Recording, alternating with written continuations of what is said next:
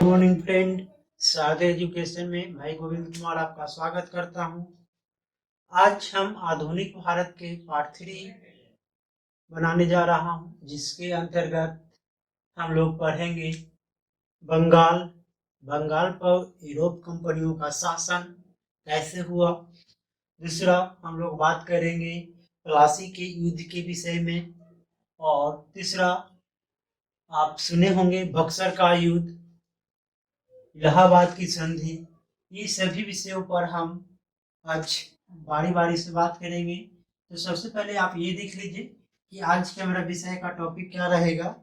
तो आपको हम बताना चाह रहे थे कि आज का विषय का टॉपिक मेरा बंगाल पर यूरोप कंपनियों का, यूरोपीय कंपनी का अधिकार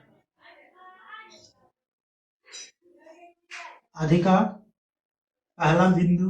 दूसरा बिंदु हम लोगों को आज प्लासी का युद्ध कहाँ हुआ था, किसके साथ हुआ था और ये युद्ध क्यों हुआ। ये काफी प्रचलित युद्ध है। तीसरा, आप देख पा रहे होंगे बक्सर का युद्ध। बक्सर का युद्ध क्यों हुआ, कब हुआ और किस कारण से हुआ था। और तीसरा और अगला बिंदु मेरा रहेगा इलाहाबाद की संधि। इलाहाबाद की संधि काफी प्रचलित है। तो आज की वीडियो में हम मुख्य रूप से यही 4 बिंदु पर बात करने जा रहे हैं, जो आधुनिक भारत के लिए काफी इम्पोर्टेंट होती है। और आप कह सकते हैं कि बंगाल पर यूरोप कंपनियों का कैसे शासन हुआ। तो दोस्तों, हम आपको बताना चाहेंगे कि आपको याद होगा पिछली वीडियो हमने बताया था कि औरंगजेब, आधुनिक भारत मतलब मॉडर्न इंडिया के लिए औरंगजेब की मृत्यु एक महत्वपूर्ण पहलू है, जिससे समझा जा सकता है कि औरंगजेब की मृत्यु के बाद ही यूरोप कंपनियों अपने शक्तियों का प्रदर्शन करने लगा और अपना, अर्थात आप कह सकते हैं कि व्यवसाय करने वाली कंपनी अधिकार करने वाली कंपनी बन गई। यही औरंगजेब की मृत्यु की बात है। तो दोस्तों, सबसे पहले हम आपको दिखाना चाहेंगे कि ये बंगाल है। आप बंगाल देख पा रहे होंगे या बंगाल को आप समझ पाते होंगे। आइए हम पहले आपको दिखाएं कि ये बंगाल क्या है। तो एक सिंपल सा हम भारत का नक्शा बनाकर दिखाते हैं।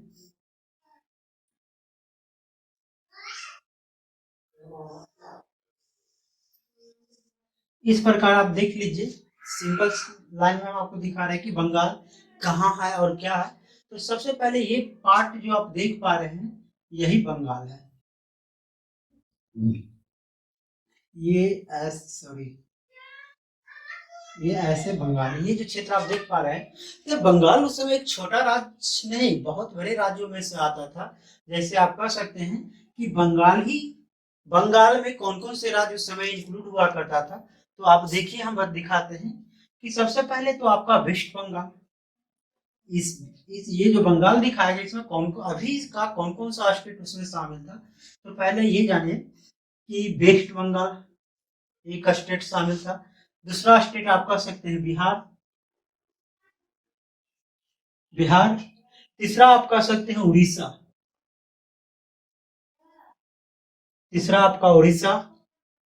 हमारा पड़ोसी राज्य झारखंड। और एक बांग्लादेश भी उस समय बंगाल का हिस्सा हुआ करता था। बांग्लादेश।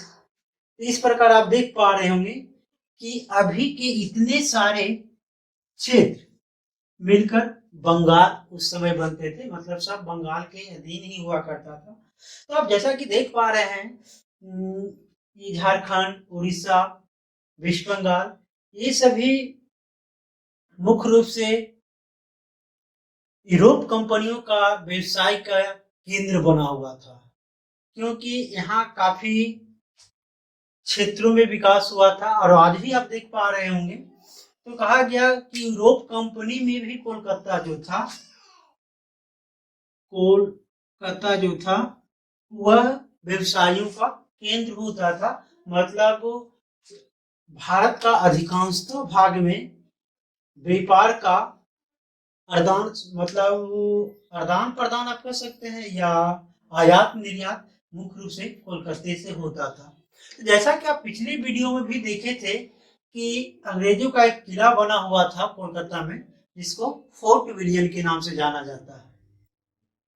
खैर आइए हम उस समय का कुछ मैपिंग आपको दिखाना चाहेंगे। जिस समय ये बंगाल हुआ करता था उस समय उसके आसपास कौन कौन से क्षेत्र होते थे और कौन क्षेत्र के कौन कौन से राजा हुआ करते थे। तो पहले ये जरूर निश्चित रूप से जान लीजिए कि ये जितना भी पूरा भारत का क्षेत्र दिख रहा उस सब का एक मुगल बादशाह हुआ करते थे।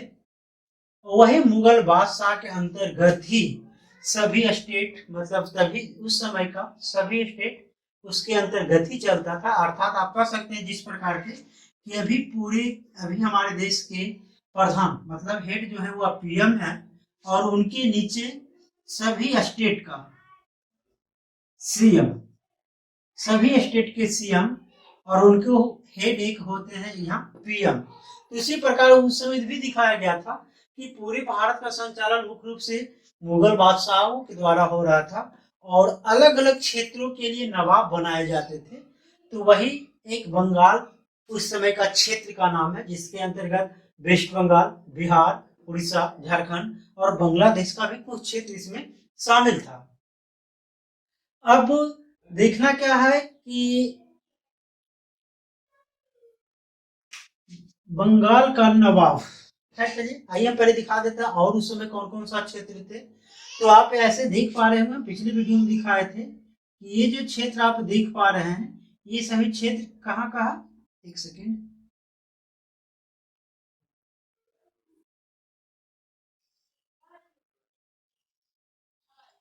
तो ये जो क्षेत्र आप देख रहे हैं ये मद्रास का क्षेत्र बेल्ट है। इसी के बगल में है पांडुचेरी, जो हम बताए थे कि मद्रास में भी एक अंग्रेज का किला बना हुआ था और बगल के पांडुचेरी में भी एक किला बना हुआ था। तो आइए ये एक जो बेल्ट आप देख रहे हैं ये आपका मद्रास है और इधर आप देख पा रहे होंगे ये जो क्षेत्र आप देख पा रहे हैं ये क्षेत्र मैसूर कहलाता है, सॉरी मैसूर कहलाता था, जहां का राजा टिप्पू सुल्तान थे। यहाँ इस क्षेत्र के राजा टिप्पू सुल्तान थे।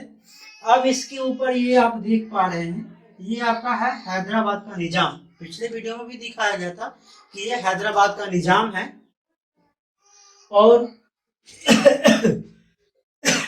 ये जो आप देख रहे हैं बंगाल के ऊपर वाला पार्ट ये आपका है अवध। इसको अवध के नाम से जाना जाता है, जो भी उत्तर प्रदेश है आप देख पा रहे होंगे। तो ये अवध के अंतर्गत आता है और ये जो आप महाराष्ट्र वाला बेल्ट देख रहे हैं इसको मराठा, यहाँ के राजा मराठा थे। और ये आप देख पा रहे होंगे कुछ पाकिस्तान, पूरे बलूचिस्तान और कुछ अफगानिस्तान का हिस्सा मिलकर पंजाब बना हुआ था। मतलब इस बेल्ट का नाम पंजाब होता था, जहाँ के राजा कौन थे, तो आप कह सकते हैं यहाँ के राजा रंजीत सिंह थे। अब देखिए क्या होगा कि बंगाल में यहाँ अंग्रेजों का किला बन चुका है और इसके इर्द गिर्द में अंग्रेज लोग अपना अधिकार धीरे धीरे जमाना चाहता है। तो आइए हम इसका एक मुख्य पहलू की बात करें। तो इस समय पूरे राजा का मुख्य रूप से संचालन औरंगजेब ही करता था, मतलब मुगल बादशाह जो भी बनते थे मुगल बादशाह ही करते थे। अब कहा गया कि मुगल बादशाह मतलब आप कह सकते हैं कि औरंगजेब 49 साल राजा रहे। मतलब आप कह सकते हैं कि मुगल बादशाह बने रहे 49 सालों तक। 49 साल के बाद उस समय जिस 1707 की हम बात कर रहे हैं, 1707 में औरंगजेब की मृत्यु होती है। उस समय बंगाल के नवाब मुर्शिद अली वर्दी खां रहते हैं। चलिए अब इसको थोड़ा सा हटा देते हैं और उसके बाद हम आपको दिखाते हैं कि जिस समय 1707 की हम बात कर रहे हैं, 1707 में आपका औरंगजेब की मृत्यु हो जाती है। यहीं से आधुनिक भारत मुख्य रूप से रन करने लगता है, अर्थात सॉरी आप कह सकते हैं कि अंग्रेज अब यहाँ से यह काफी शक्तिशाली होने लगता है और आसपास क्षेत्रों पर यह कब्जा उब्जा जमाने लगता है। तो जिससे कह सकते हैं कि 1707 में औरंगजेब की मृत्यु होती है। उस समय यहाँ का हेड, इस समय यहाँ का हेड कौन था? बंगाल के नवाब उस समय कौन बने थे? तो आप कह सकते हैं मुर्शीद अली वर्दी खान। तो जब औरंगजेब की मृत्यु होती है तो लगभग ये जो बंगाल के नवाब थे ये स्वतंत्र हो चुके थे। मतलब अब ये बादशाहों को कर नहीं देते थे, स्वयं स्वतंत्र हो गए थे। अर्थात आप कह सकते हैं कि 1707 जब औरंगजेब की मृत्यु होती है तब बंगाल लगभग स्वतंत्र हो जाता है। उस समय की बात हम कर रहे हैं जिस समय स्वतंत्र हुआ बना रहता है। उस समय वहां के नवाब कौन रहते हैं? मुर्शीद अली वर्दी खान। आप देख पा रहे होंगे कि उस समय वहां का नवाब मुर्शीद अली वर्दी खान रहते हैं। चलिए अब आराम से मुर्शीद अली वर्दी खान वहां शासन करते रहते हैं और स्वयं स्वतंत्र भी महसूस कर रहे हैं। लेकिन होता क्या है कि 1756 में मुर्शीद अली वर्दी खान की मृत्यु हो जाती है। लेकिन सबसे बड़ी दुख की बात है कि यहाँ मुर्शीद अली वर्दी खान की कोई अपना संतान नहीं था। उन्हें केवल मात्र 3 बेटियां ही थी। अब वह क्या किए कि वहां का उत्तराधिकार बनाने के लिए अब बंगाल का नवाब की सीट खाली हो चुका था, क्योंकि ये मर चुके थे। मुर्शीद अली वर्दी खान मर चुके थे और उनका कोई अपना संतान नहीं था। इसलिए कहा जा रहा है कि बंगाल के नवाब का पद खाली हो गया। लेकिन होता क्या है कि उनका एक प्रिय नाती, अब कहा गया है कि उनका 3 लड़कियां थी। आइए हम थोड़ा सा समझा देते हैं उनके बच्चे के विषय में।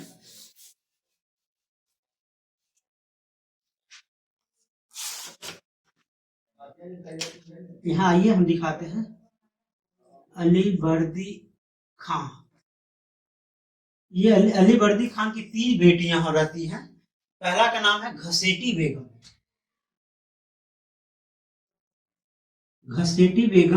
दूसरा आप कह सकते हैं मैमूना बेगम, और तीसरा का नाम आप कह सकते हैं अमीना बेगम।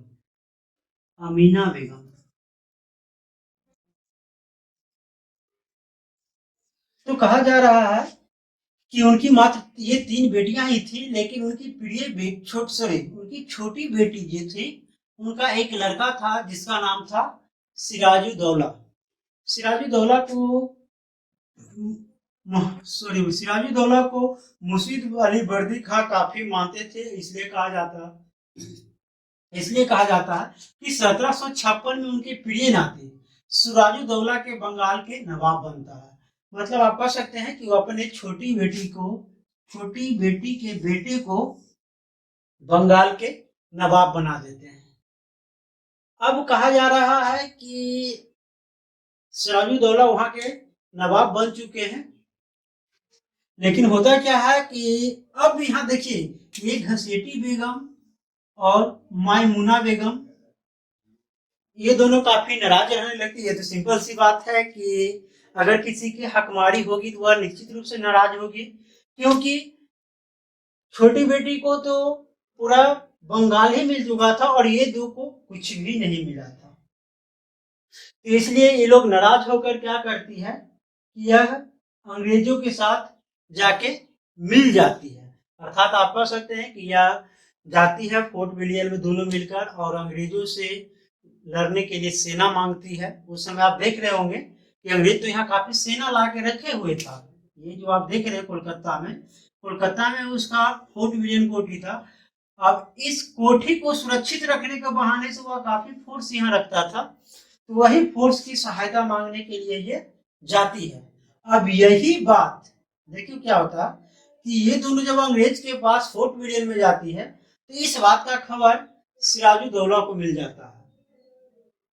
सिराजुद्दौला क्या करता है कि 20 जून 1756 में 20 जून 1756 में फोर्ट विलियम पर हमला बोल देता है। क्यों? क्योंकि वह कह रहा था कि बताइए, फोर्ट विलियम हमारे अंतर्गत रहता है और वह हमारे दुश्मनों के साथ हाथ मिला लिया। मतलब ये दोनों के साथ फोर्ट विलियम में आते जाते देखा गया, चाय नाश्ता करते देखा गया। तभी वह क्या करता है कि 20 जून 1756 में एक घटना घटती है, ब्लैक होल। किस घटना को ब्लैक होल कहा गया और क्यों कहा गया, ये हम समझाते हैं।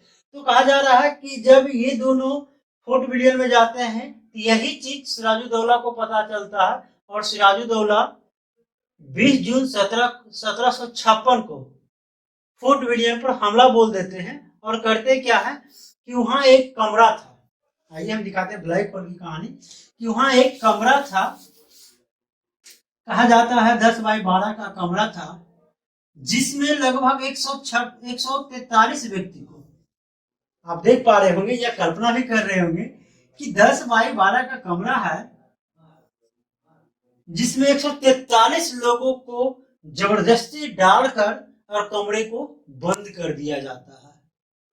जब कमरा बंद हो जाता है और उसके बाद जब कल सुबह खोली जाती है तो देखा जाता है कि सारे लोग मर चुके हैं। उसमें एकमात्र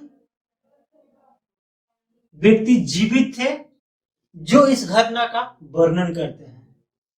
वही व्यक्ति कहते हैं कि ये ब्लैक होल जैसी घटनाएं घटी थी, इसलिए इस घटना का नाम ब्लैक होल दिया गया।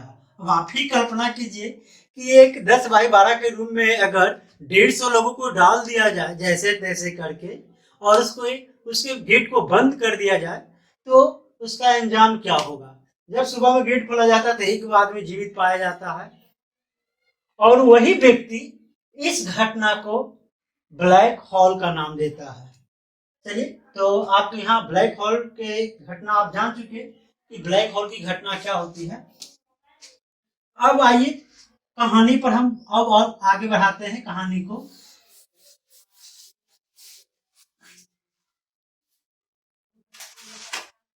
अब हम बात करेंगे इस प्लासी का युद्ध। अब होता क्या है, हमने पिछले वीडियो में भी आपको बता चुके थे कि होता क्या था, अंग्रेजों और फ्रांसीसियों के बीच एक बात और हम आपको बताना चाहेंगे। यहाँ कोलकाता जो आप देख रहे हैं, यहाँ फोर्ट विलियम बनाया हुआ है और ठीक इसके बगल में एक कॉलोनी ही बसा हुआ था फ्रांसीसियों का। यहाँ ये आपका उसका फोर्ट विलियम किला बना हुआ था कोलकाता में। ठीक उसके बगल में एक देख पा रहे, ठीक इसके बगल में एक कॉलोनी बना हुआ था फ्रांसीसियों का, जिसे चंद्रशेखर नगर कहा जाता है। फ्रांसीसियों का जो कॉलोनी होती है वह क्या करता है, उस कॉलोनी का नाम क्या बताया गया है, चंद्रशेखर नगर। चंद्रशेखर नगर उस कंपनियों को कहा जाता है, सॉरी उस कॉलोनी को कहा जाता है। तो आप पहले भी हम आपको बता चुके हैं कि चंद्रशेखर नगर क्या है। तो होता क्या था कि जब अंग्रेज आपस में वहां लड़ते थे, मतलब कह सकते हैं कि अंग्रेज और फ्रांसीसियों के बीच अगर यूरोपीय महादेश में भी कोई झगड़ा होता था तो उसका असर यहाँ देखने को मिलता था। मतलब कहा जा रहा है कि उस समय लगभग मतलब 1950 के आसपास, सॉरी 1750 के आसपास यूरोप महादेश में इंग्लैंड अंग्रेजों और फ्रांसीसियों के बीच 7 वर्षीय युद्ध छिड़ गया। अब युद्ध में होता क्या है, हम पिछली वीडियो में भी आपको बता चुके थे कि वो लोग लड़ते थे यूरोप में, उसका असर इंडिया में भी दिखाते थे। पिछले वीडियो में भी देखे होंगे कि अंग्रेज लोग फ्रांसीसियों के जहाज लूटकर कर्नाटक का युद्ध करते हैं। तो उसी प्रकार यहाँ भी दिखाया गया था कि उस समय यूरोप कंट्री में 7 वर्षीय युद्ध चल रहा था और उसका असर भारत में देखने को मिल रहा था। मतलब भारत में भी अंग्रेज और फ्रांसीसियों के बीच टकराव हो रहा था। यही टकराव में क्या किया कि चंद्रशेखर नगर और फोर्ट विलियम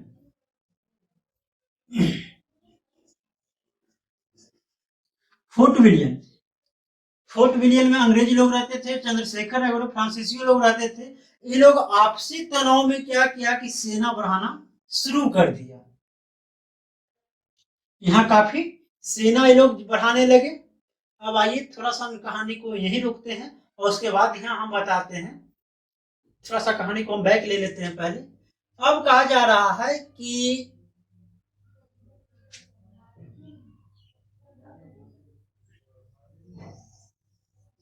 जब ये ब्लैक होल की घटना को अंजाम सिराजुद्दौला देता है, तब अंग्रेज लोग को लगता है कि जब तक बंगाल का नवाब सिराजुद्दौला रहेगा तब तक हम लोग उसका कुछ भी नहीं बिगाड़ पाएंगे, अर्थात हम लोग वहां शासन नहीं कर पाएंगे।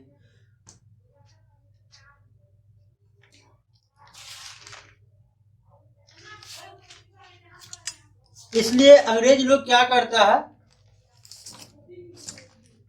कि सिराजुद्दौला के जो सेनापति थे, मतलब आप कह सकते हैं कि सिराजुद्दौला के जो सेनापति थे उनका नाम था मीर जाफर। थोड़ा सा कहानी को समझिए। यहाँ कहा गया कि सिराजुद्दौला के जो सेनापति थे उनका नाम था मीर जाफर। उसके बाद हम यह निचला कहानी के वर्णन करेंगे। तो हुआ क्या कि ब्लैक होल की घटना को अंजाम देने के बाद अंग्रेज लोग को लगने लगा कि जब तक बंगाल का नवाब सिराजुद्दौला रहेगा तब तक हम लोग कुछ भी नहीं बिगाड़ पाएंगे। तब वह क्या किया कि उसके सेनापति को ही फोड़ना शुरू किया। मतलब उसका सेनापति मीर जाफर जो रहा था उसी को वह तोड़ना शुरू किया और मीर जाफर को ही फोर्ट विलियम में बुलाता था, चाय नाश्ता करवाता था और इसको कहता था कि असली नवाब तो आप ही लगते हैं। असली नवाब जैसे नवाब जैसी शक्ति भी आपको है, नवाब जैसा बुद्धि भी है, नवाब जैसा आप लगते भी है। और मीर जाफर यहाँ अपनी बड़ाई सुन सुनकर काफी खुश हो रहा था। यह सिंपल सी बात है। अंग्रेज कह रहा था कि बंगाल के नवाब तो आप ही लग रहे हैं, आप ही को बनना चाहिए। अगर किसी को भी बोल दिया जाए कि नहीं पूरे बिहार का हेड आप ही बनने लायक हैं, आप ही बन जाइए, तो किसी को भी ऐसा लगेगा कि नहीं हम ही बन जाए। यही हुआ था मीर जाफर के साथ। मीर जाफर को जब अंग्रेज इस प्रकार का प्रलोभन दे रहा था कि आप बंगाल के नवाब बन जाइए, अगर आपको कोई सहायता चाहिए तो हम आपको सहायता करेंगे। तो हुआ क्या है कि यहाँ मीर जाफर और अंग्रेज लोग आपस में मिल जाते हैं और मिलकर बंगाल के नवाब बनने का चाल चलना आरंभ कर देते हैं। अब तो आप समझ गए होंगे कि सिराजुद्दौला अब अंदर अंदर कमजोर होने वाला है, क्योंकि उसका मुख्य सेनापति ही उससे मिल चुका है। अब चलिए, अब आइए हम बात करते हैं उसका 7 वर्षीय युद्ध पर। इसी उपरांत क्या होता है कि यूरोपीय महादेश में 7 वर्षीय युद्ध चल रहा होता है और उस युद्ध का असर अब भारत में भी दिखने लगा। मतलब फोर्ट विलियम और चंद्रशेखर नगर में फ्रांसीसियों अपना सेना बढ़ाने लगा और फोर्ट विलियम में भी अंग्रेज लोग अपना सेना बढ़ाने लगे। इस बात से सिराजुद्दौला नाराज हो रहे हैं और उनको भी एक प्रकार की भय उत्पन्न हो रही है कि अगर ये दोनों मिलकर सेना अधिक बढ़ा लेगा तो हो सकता है कि हम पर हमला बोल दे। तो ये अपने बचाव के लिए क्या करते हैं कि दोनों कंपनी, जैसे आप देख रहे हैं ईस्ट इंडिया कंपनी और यहाँ फ्रांसीसी ईस्ट इंडिया कंपनी, दोनों को वह जाकर कहते हैं कि बिना मेरे अनुमति के आप अपना सैन्य शक्ति नहीं बढ़ा सकते हैं। ये कथन सिराजुद्दौला का था कि आप दोनों आपसी विवाद के कारण आप यहाँ अपनी बिना मेरे मर्जी के आप अपना सैन्य शक्ति का ना प्रदर्शन कर सकते हैं ना अपना सैन्य शक्ति बढ़ा सकते हैं। तो हुआ क्या कि फ्रांसीसी तो इस बात को मान लिया, वो अपना सैन्य शक्ति बढ़ाना मतलब सेना लाना रोक दिया। लेकिन अंग्रेज लोग क्या किया कि यह अंदर ही अंदर, क्यों क्योंकि इसका जो सेनापति था उसका नाम अभी हम आपको बताए थे। इसका सेनापति का क्या नाम था? तो आप कहेंगे मीर जाफर। अभी आपको बताया गया था। तो उसका सेनापति का नाम मीर जाफर रहता है। मीर जाफर मिले होने के कारण ये अंग्रेज लोग अंदर ही अंदर अपना सेना और अपने शक्ति को काफी इंक्रीज कर रहे थे, काफी बढ़ा रहे थे। और बढ़ाने के कारण क्या किया कि एक दिन अंग्रेज मतलब ईस्ट इंडिया कंपनी ने फ्रांसीसियों पर हमला बोल दिया। अब फ्रांसीसियों पर जब ये हमला बोल देता है तो फ्रांसीसी दौड़ के जाता है सिराजदौला के पास, कहता है कि भाई आप ही के कथन के अनुसार आप अपना सेना या सैन्य शक्ति बढ़ाना रोक दिए थे, आज हमको मार रहा, बचाइए।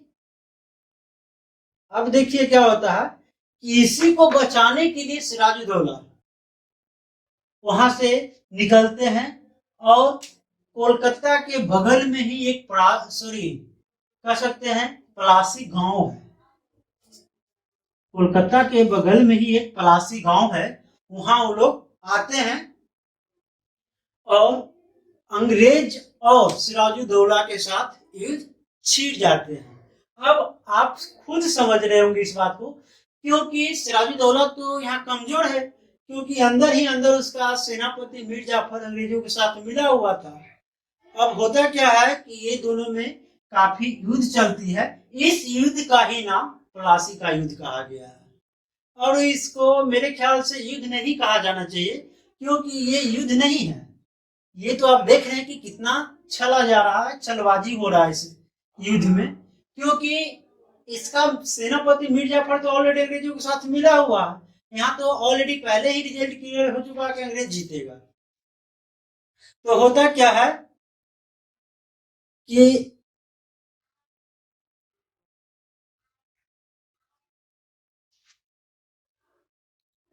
ये दोनों में काफी युद्ध चलते रहता है। अब कहा जा रहा है कि इसका 2-3 जैसे यहाँ जो सिराजुद्दौला और अंग्रेजों के साथ जो युद्ध हो रहा है, जिसे पलासी का युद्ध कहा गया है। इस युद्ध में क्या होता है कि युद्ध चलने के उपरांत काफी लोग सिराजुद्दौला मतलब काफी सेना हरास हो जाता है, मर जाता है सिराजुद्दौला को। तब मीर जाफर कहता है कि लगता है कि हम लोग गेम हार जाएंगे, मतलब हम लोग अब युद्ध हारने वाले हैं, इसलिए आप यहाँ से भाग जाइए। अब मीर जाफर के कहने पर वह क्या करता है कि सिराजुद्दौला मीर जाफर के बेटे मतलब सिराजुद्दौला वहां से भागकर पटना चलाते हैं, क्योंकि ऑलरेडी मीर जाफर ही कह रहा है कि हम लोग अब युद्ध हार जाएंगे, इसलिए आप यहाँ से भाग जाइए और भागकर हमारे बेटे के पास पटना चले जाइए। उनका बेटा का क्या नाम था? कह सकते हैं कि मीर जाफर के बेटे का क्या नाम था?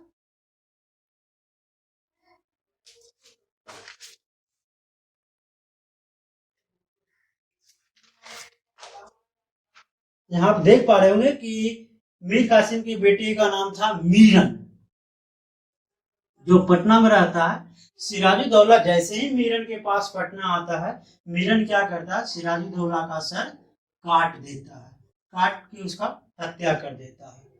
अब सिराजुद्दौला तो मर गया। अब यहाँ क्या हुआ, वो लोग काफी खुश होने लगा कि हम लोग गेम जीत चुके हैं। अब आप खुद बताइए कि बंगाल के नवाब अब कौन बनने वाला है? तो मीर जाफर अब बंगाल के नवाब बनेंगे। तो होता क्या है कि मीर जाफर अब बंगाल के नवाब बनता है। अब आइए यहाँ से हम कहानी को फिर से आगे बढ़ाते हैं कि सिराजुद्दौला की हत्या होने के बाद बंगाल के नवाब मीर जाफर बनते हैं, और उसके उपरांत क्या होता है अब हम आपको ये बताते हैं। अब वो कह सकते हैं आप कि मीर जाफर अंग्रेजों का एक कठपुतली बन के रह गया, मतलब केवल नाम का नवाब रह गया। अंग्रेज अब जो चाहता था वो परमिशन ले लेता था, वह फरमान जारी करवा देता था। यहाँ तक के हो गया कि अंग्रेजों की गाड़ी का टैक्स बंगाल में नहीं लगेगा।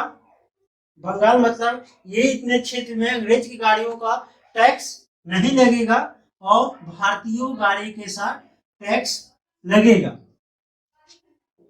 अब पहला तो आप देख रहे, चलो यहाँ तक तो सही है कि अंग्रेज की गाड़ी का टैक्स नहीं लगेगा, भारतीय गाड़ी का टैक्स लगेगा। अब वो लोग करने क्या लगा कि भारतीय गाड़ी को वो लोग बोलता था कि लाओ 500 रुपया तुमको आगे टैक्स लगेगा। जब मान ले जाए कि भारतीय गाड़ी को 500 रुपया टैक्स लग रहा होता था, तो अंग्रेज लोग बोलता था कि लाओ 300 रुपया दो हमको, हम तुमको 200 रुपया बचा देंगे। वही भारतीय गाड़ी पर जब अंग्रेज चढ़ जाता था और केवल टोल टैक्स पार जब करवाता था तो उसको टैक्स देना नहीं पड़ता था। अर्थात आप कह सकते हैं कि ये स्थिति एक दिन ऐसा आ गया कि बंगाल का खजाना ही खाली हो गया। खजाना कहाँ से आएगा? पहला तो अंग्रेज की गाड़ी का टैक्स नहीं लग रहा था, तो पहला तो खजाना यहीं से कमेगा। दूसरा क्या करता वो लोग कि जिससे उसको इनकम, मतलब भारतीय गाड़ी से इनकम होता, 500 रुपया इनकम होता, तो वो क्या करता था कि 300 रुपया खुद कमाकर छोड़ देता था। अंग्रेज लोग 300 रुपया खुद कमा लेता था और छोड़ देता था। मतलब आप कह सकते हैं कि बंगाल के खाते में कोई पैसा नहीं जा पा रहा था। अब ये स्थिति काफी सेंसिटिव होते गया, काफी बढ़ते गया। तब मीर जाफर को लगा कि नहीं, इससे बेटर तो सिराजुद्दौला ही था कि उसमें सब कुछ शांतिपूर्वक होता था, सब कुछ मिल पाता था। अब तो इन लोगों को कुछ भी नहीं मिलता है। तो वही कहा जाता है कि खजाना खाली होने के बाद वो अपने दामाद मीर कासिम को बंगाल का हेड बना देता है। चलिए कहानी की कड़ी आगे बढ़ रही है। अब मीर जाफर क्या करता है कि अपने नवाब हटकर वो अपने प्रिय दामाद मीर कासिम को बंगाल के नवाब बना देता है। मीर कासिम नया था, काफी योग्य व्यक्ति था। वह सबसे प्रथम काम क्या किया कि बंगाल की राजधानी पहले मुर्शिदाबाद में था, तो वह सबसे पहले बंगाल की राजधानी मुर्शिदाबाद से हटाकर मुंगेर कर देता है। जैसे जो आप देख पा रहे हैं बिहार में मुंगेर कर देता है और वहां एक राइफल की बहुत बड़ी फैक्ट्री लगाती है। इसलिए आज भी कहा जा रहा है कि राइफल की फैक्ट्री जो मुंगेर में है वह किसका दिया हुआ है? तो वह मीर कासिम का ही दिया हुआ है। दूसरा काम क्या करता है कि अब भारतीय गाड़ी से भी टैक्स नहीं लिया जाएगा। जब भारतीय गाड़ी से टैक्स हटा दिया जाता है तो अंग्रेज लोग काफी तिलमिलाने लगता है कि ये क्या हुआ, अब तो भारतीय गाड़ी भी टैक्स फ्री हो चुका है। तो वो लोग क्या करता है कि फिर से मीर जाफर को बंगाल का नवाब बना देता है। मतलब उसके दामाद जो मीर कासिम है उसको नवाब हटाकर फिर से नवाब मीर जाफर को ही बना देता है। अब मीर कासिम को वह पकड़ने के फिगार में बैठा हुआ रहता है। मीर कासिम को वह पकड़ के क्या करता है वो तो ऑलरेडी पता ही है। इसलिए क्या करता है कि मीर कासिम मुंगेर से भागकर अवध चले जाते हैं। जो भी हम आपको बता रहे थे ये वाला बेल्ट, ये बेल्ट में वो चले जाता है। अब आइए हम उस बेल्ट की कहानी बता दें।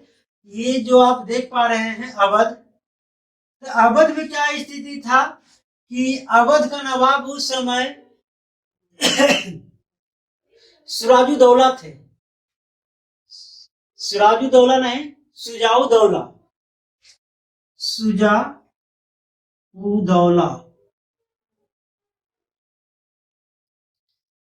उस समय सिराजुद्दौला नहीं, यहाँ तो ये दिखाया गया था बंगाल के नवाब जो है सिराजुद्दौला है और वहां शुजाउद्दौला थे। मतलब आप कहेंगे कि उस समय अवध के नवाब शुजाउद्दौला थे। और एक इंटरेस्टिंग कहानी की बात है कि उस समय मुगल बादशाह शाह आलम, वहां भी एक इंटरेस्टिंग बात था कि मुगल बादशाह शाह आलम जो था उसका सेनापति ही उसको दिल्ली चढ़ने नहीं दे रहा था। सेनापति मतलब मुगल बादशाह का जो सेनापति था वही दिल्ली चढ़ने नहीं दे रहा था, मतलब दिल्ली की गद्दी पर वो बैठने नहीं देता था। कहता था कि जब भी तुम यहाँ आएगा तो तुम्हारा हत्या कर दिया जाएगा। ये भी बेचारा मुगल बादशाह ऐसे ही इधर उधर भटक रहा था।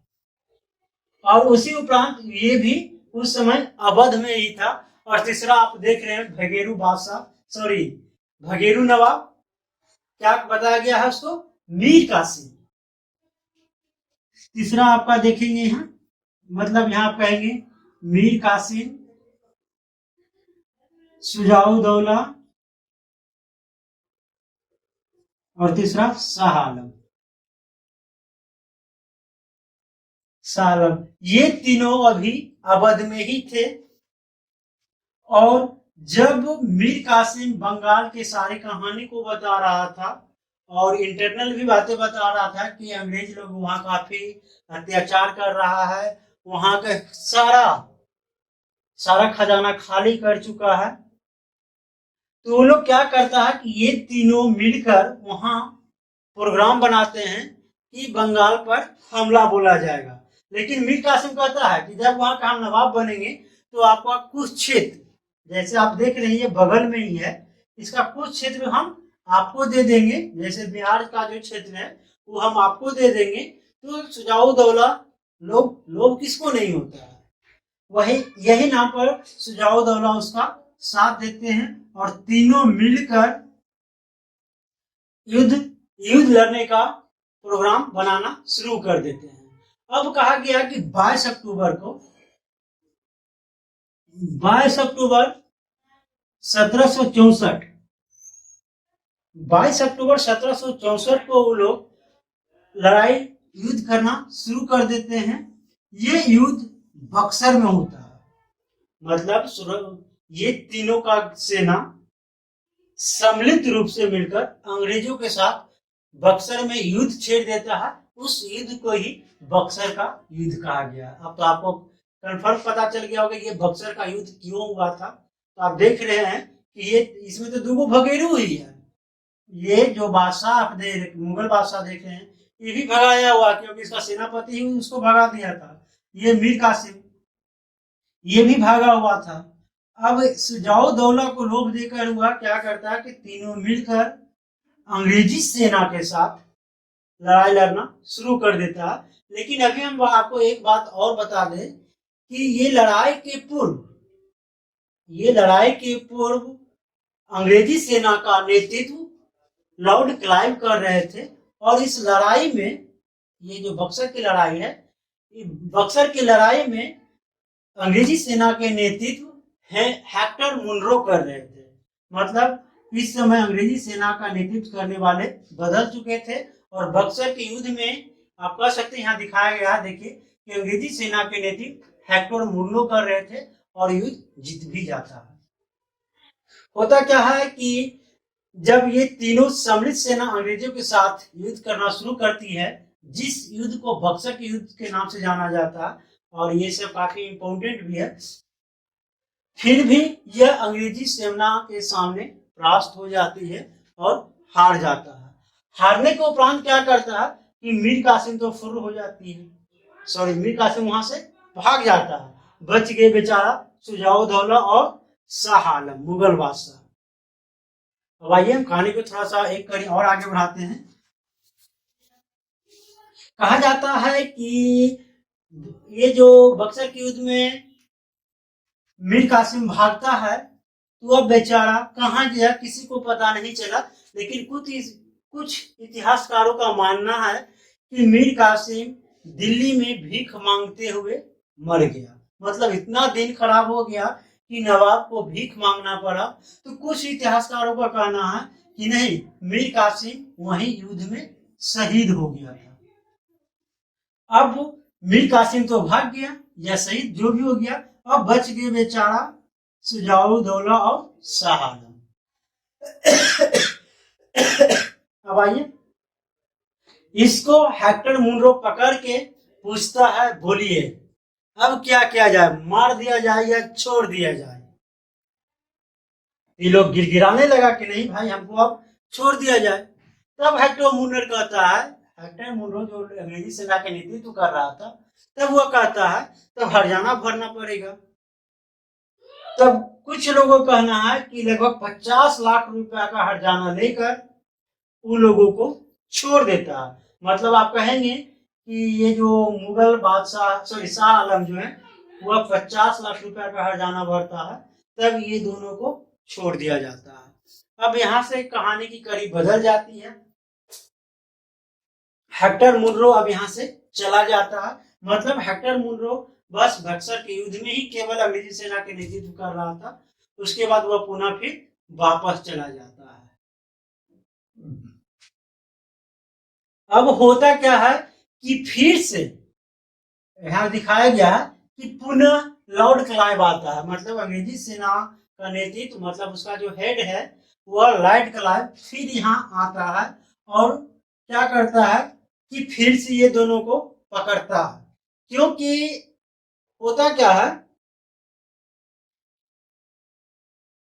कि इसका कुछ क्षेत्र मतलब शुजाउद्दौला जो देख रहे हैं अवध का कुछ क्षेत्र जो है उसको काफी पसंद करने लगता है। कौन? तो लॉर्ड क्लाइव। और क्या करता है कि वो दोनों को पकड़ के यहाँ लाता है और यहाँ करता है एक संधि करता है, इलाहाबाद का संधि। अब आइए इलाहाबाद का संधि के विषय में हम जो बताना जा रहे हैं जो 1765 में हुआ था।